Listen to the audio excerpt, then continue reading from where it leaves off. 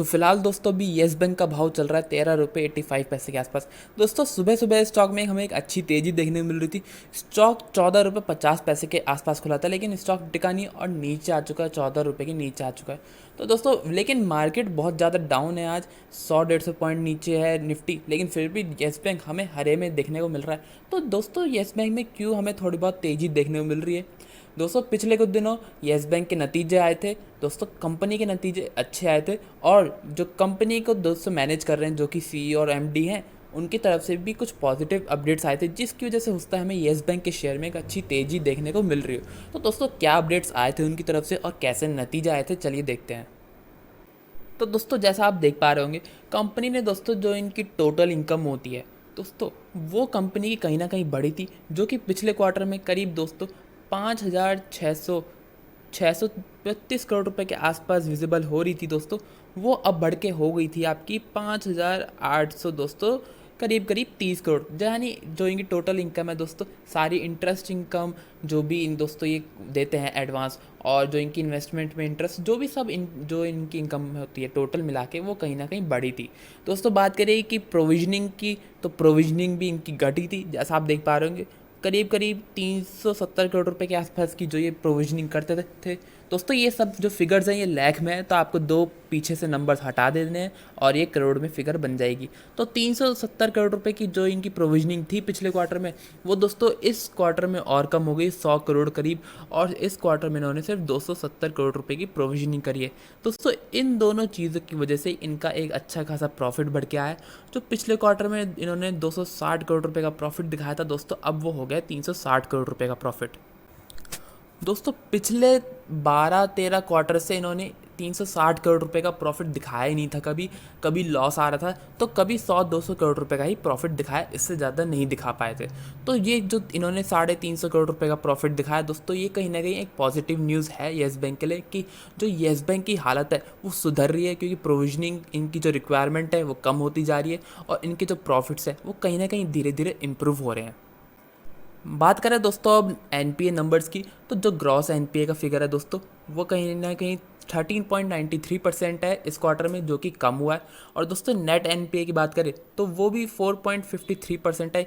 अभी दोस्तों अभी वैसे ये थोड़ा बहुत ज़्यादा है अभी भी, लेकिन ये इनकी जो प्रोविजनिंग करते जा रहे हैं हर क्वार्टर में, इसकी वजह से ये जो नेट एनपीए का फिगर है ये कम होता जा रहा है। लेकिन क्योंकि अभी भी 4.5% के आसपास है, तो इनको भी अभी भी एक थोड़ी बहुत अच्छी खासी प्रोविजनिंग करते रहने पड़ेगी। जब ये दोस्तों फिगर 2-3% के आसपास आ जाएगा, तो फिर ये कहीं ना कहीं एक अच्छी चीज़ बनते हुए दिखेगी, क्योंकि 2-3% का ही आपका एनपीए नंबर बहुत ज़्यादा नहीं रह जाएगा। एक बार दोस्तों सेगमेंट रेवेन्यूज़ पे भी नज़र डालें कि किस सेगमेंट से येस बैंक का कितना रेवेन्यू आ रहा है। तो दोस्तों जैसा आप देख पा रहे होंगे, ट्रेजरी से इनकी इनकम थोड़ी बहुत कहीं ना कहीं इस क्वार्टर में कम हुई थी, और दोस्तों कॉरपोरेट बैंकिंग की जो इनकी इनकम है वो कहीं ना कहीं स्टेबल रही है।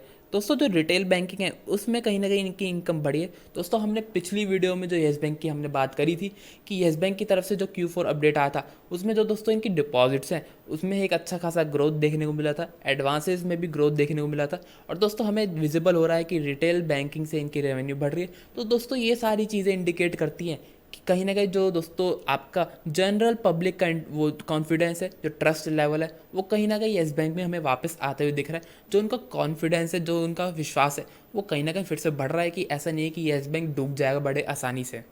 तो कुल मिला के दोस्तों बात करें तो येस बैंक के जो नतीजे आए थे वो कहीं ना कहीं अच्छे नतीजे हैं, लेकिन ऐसा नहीं है कि बहुत ज़्यादा अच्छे कहेंगे और स्टॉक में बहुत ज़्यादा कुछ हो जाए, ऐसा नहीं है।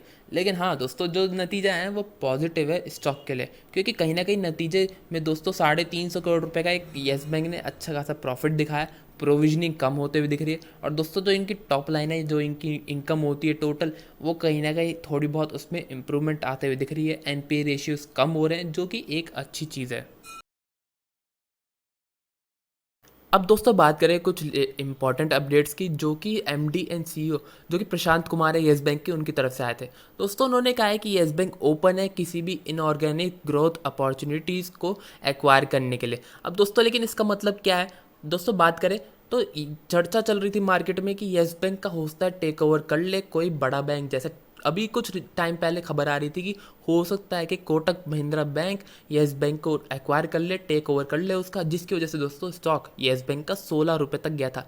लेकिन दोस्तों जो प्रशांत कुमार है उन्होंने कहा है कि ऐसा नहीं है, और येस बैंक की दोस्तों इतनी हालत है कि येस बैंक यहाँ से बल्कि किसी और छोटे बैंक को एक्वायर कर सकता है, ताकि उन्हें एक इनऑर्गेनिक ग्रोथ अपॉर्चुनिटी मिल सके। दोस्तों उन्होंने कहा है कि बैंक की जो क्लीनिंग चल रही है उससे दोस्तों बैंक की हालत एक अच्छी खासी होने वाली है। और दोस्तों जो भी हमारी अब जर्नी होने वाली है, इस जर्नी में अगर कोई ग्रोथ अपॉर्चुनिटी मिलती है, इन एक ग्रोथ अपॉर्चुनिटी, तो उस पर दोस्तों हम एक बार ज़रूर ध्यान देंगे। इसका मतलब वही है कि आप अगर रास्ते हमारी जर्नी में कोई भी इनको छोटा बैंक मिलता है जिससे दोस्तों इनका बहुत ज़्यादा इनको लगता है कि फ़ायदा हो सकता है अगर हम इसको येस बैंक में मिला लें, तो दोस्तों ये उस पर नज़र ज़रूर डालेंगे और हो सकता है कि उसको परचेज़ करें। लेकिन दोस्तों इनके पास पैसा होना चाहिए। और दोस्तों खबर थी कि ये 10,000 करोड़ रुपए जुटा सकते हैं, तो 10,000 करोड़ रुपए जुटाने के बाद बैंक के पास कहीं ना कहीं एक अच्छा खासा पैसा आ जाएगा, जिसके बाद दोस्तों ये इन ऑर्गेनिक ग्रोथ अपॉर्चुनिटीज़ पे ध्यान जरूर दे पाएंगे। दोस्तों बात करें अब कि आर्क के क्या ऊपर अपडेट है, जो कि येस बैंक कंसिडर कर रहा था कि एसेट रिकंस्ट्रक्शन कंपनी बनाएंगे। तो दोस्तों जो उनकी टाइमलाइन है उस पर वो चल रहे हैं और एक्सपेक्ट कर रहे हैं कि येस बैंक दोस्तों 30 जून तक कंप्लीट कर लेगा सारा वर्क, और जो भी इनके ग्रॉस नॉन परफॉर्मिंग एसेट्स है दोस्तों करीब करीब आपके जो कि हैं 27,000 करोड़ रुपए के आसपास, वो सारे ट्रांसफ़र कर देगा 30 जून तक। यानी दोस्तों येस बैंक एक्सपेक्ट कर रहा है कि जो भी उनको काम करना है वो अपनी टाइमलाइन के हिसाब से बिल्कुल सही चल रहा है। और दोस्तों अगर ऐसा हो जाता है तो ये कहीं ना कहीं एक पॉजिटिव न्यूज़ होगी, क्योंकि दोस्तों कहीं ना कहीं येस बैंक की जो बैलेंस शीट है वो हमें और इम्प्रूव होते हुए दिखेगी और क्लीन होते हुए दिखेगी इस स्टेप से। दोस्तों बात करें कि स्लिपेजेस के ऊपर क्या अपडेट था येस बैंक के, जो दोस्तों प्रशांत कुमार है उनका, तो दोस्तों वो एक्सपेक्ट कर रहे हैं कि जो स्लिपेजेस हैं येस बैंक के वो कहीं ना कहीं कंट्रोल में रहेंगे, 2% से भी नीचे रहेंगे FY23 में। और दोस्तों कहीं ना कहीं जो NPAs के नंबर है वो कहीं ना कहीं कम होने वाले हैं, जिससे येस बैंक के दोस्तों जो फाइनेंशियल्स है वो यहाँ से और इम्प्रूव होते हुए दिखेंगे। स्लिपलेजेस का दोस्तों जो मतलब है वो है कि जो नए दोस्तों जो आपके NPA बन रहे हैं वो कहीं ना कहीं हमें कम बनते हुए दिखेंगे नए NPA, जिसकी वजह से दोस्तों जो प्रोविजनिंग है वो दोस्तों कहीं ना कहीं कंट्रोल में रहने वाली है येस बैंक की। और उसकी वजह से दोस्तों जो फाइनेंशियल्स है, जो येस बैंक का प्रॉफिट है वो कहीं ना कहीं इतना डैमेज होते हुए नहीं दिखेगा, और हो सकता है कि हमें उसमें एक अच्छी खासी इंप्रूवमेंट होते हुए दिखते रहे। दोस्तों बात करें गाइडेंस की कि जो प्रशांत कुमार है वो क्या एक्सपेक्ट कर रहे हैं येस बैंक के कि कैसी ग्रोथ रहने वाली है दोस्तों येस बैंक की जो इनके लोन्स है उसमें। तो दोस्तों जो ये एक्सपेक्ट कर रहे हैं कि 15% की ग्रोथ ये अचीव कर लेंगे, और उसमें 10% की जो दोस्तों ग्रोथ आएगी वो आएगी कॉरपोरेट लोन से, और दोस्तों जो 25% ग्रोथ आएगी वो आएगी आपकी रिटेल और स्मॉल एंड मीडियम एंटरप्राइजेस से। दोस्तों इन दोनों का मिक्स करके दोस्तों एक्सपेक्ट करते हैं कि 15% की ओवरऑल इनकी ग्रोथ अचीव कर लेंगे लोन ग्रोथ में, जो कि दोस्तों एक अच्छी खासी ग्रोथ है।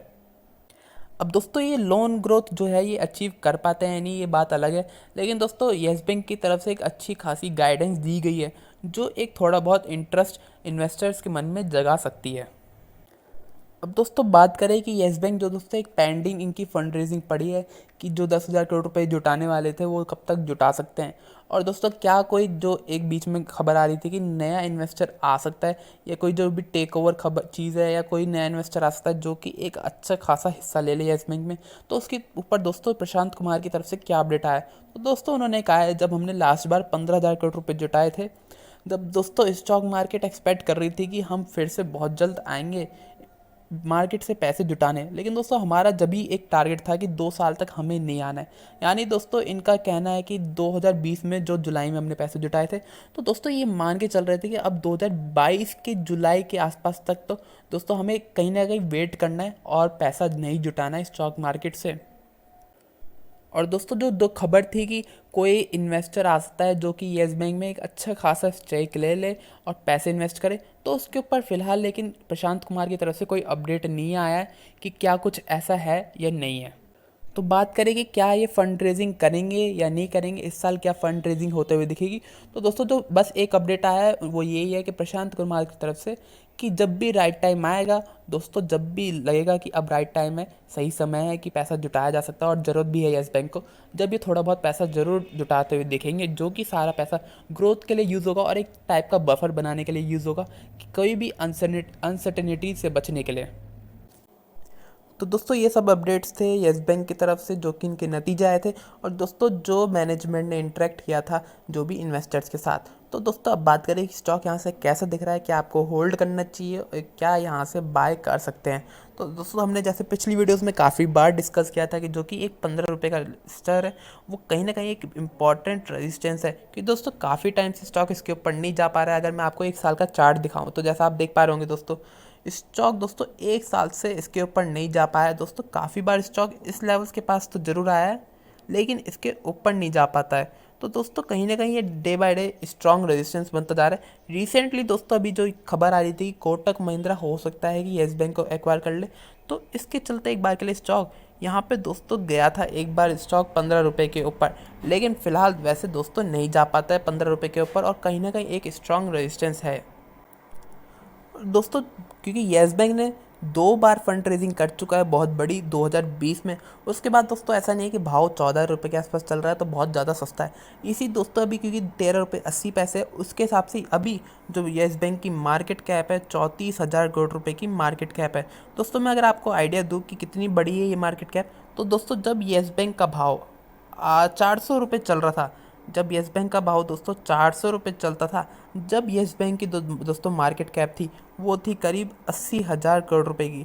तो दोस्तों अभी 14 रुपये के आसपास चल रहा है स्टॉक और 34,000 करोड़ रुपए की मार्केट कैप है। तो कहीं ना कहीं दोस्तों अगर येस बैंक यहाँ से अगर आपका 30-35 रुपये हो जाए तो दोस्तों मार्केट कैप फिर से येस बैंक की हमें 80,000 करोड़ रुपए पहुँचते हुए देखेगी। तो दोस्तों आप इस चीज़ से एक आइडिया ले सकते हैं कि येस बैंक में दोस्तों किस लेवल का डायलेशन हुआ है पिछले कुछ टाइम में। और दोस्तों अगर हम यहाँ से एक्सपेक्ट कर रहे हैं कि यहाँ से येस बैंक में बहुत ज़्यादा एक बड़ी तेज़ी देखने को मिल सकती है, स्टॉक आसानी से 50-100 रुपये चला जाएगा, तो दोस्तों ऐसी एक्सपेक्टेशन रखना कहीं ना कहीं रिस्की हो सकता है हमारे लिए। दोस्तों फाइनेंशियल्स कहीं ना कहीं येस बैंक के इम्प्रूव हो रहे हैं। एक अच्छा खासा प्रॉफिट दिखाया येस बैंक ने 350 करोड़ रुपए का। रिटर्न ऑन एसेट जो दोस्तों होता है वो भी एक अच्छा खासा इम्प्रूव हो रहा है, 0.5% के आसपास है करीब येस बैंक का अभी फ़िलहाल। और दोस्तों ये कहीं ना कहीं इम्प्रूव हो रहा है, पहले ही 0.4% था। तो अगर ये इम्प्रूव होता रहता है अच्छा, एक ये अच्छी चीज़ रहेगी, ये कहीं ना कहीं जो इन्वेस्टर्स हैं उनको अट्रैक्ट करते हुए दिखेगा। और दोस्तों पिछले 12-13 क्वार्टर में 350 करोड़ रुपए का प्रॉफिट येस बैंक ने कभी पोस्ट नहीं किया था। तो इस क्वार्टर में जो कि 350 करोड़ रुपए के आसपास का इन्होंने प्रॉफिट बुक किया है, ये भी एक अच्छी चीज़ है। तो दोस्तों बात करें कि क्या आपको शेयर्स होल्ड करने चाहिए या नहीं और शॉर्ट टर्म टारगेट क्या रहेगा। तो दोस्तों जो शॉर्ट टर्म टारगेट रहेगा अभी जैसे फाइनेंशियल्स है उसके हिसाब से अभी भी दोस्तों जो 15 रुपये का लेवल है वो कहीं ना कहीं एक इमीडिएट टारगेट लेके आप चल सकते हैं 15 या 15 रुपये के आसपास का, और 15 रुपये के आसपास थोड़ी बहुत प्रॉफिट बुकिंग जरूर कर सकते हैं। रेजिस्टेंस लेवल होने वाला है अभी भी येस बैंक के लिए ये। और दोस्तों अगर आप लॉन्ग टर्म के लिए होल्ड करने को तैयार हैं तो कम से कम 2 साल का पीरियड लेके चले कि 2 साल आप येस बैंक के स्टॉक को देने को तैयार हैं।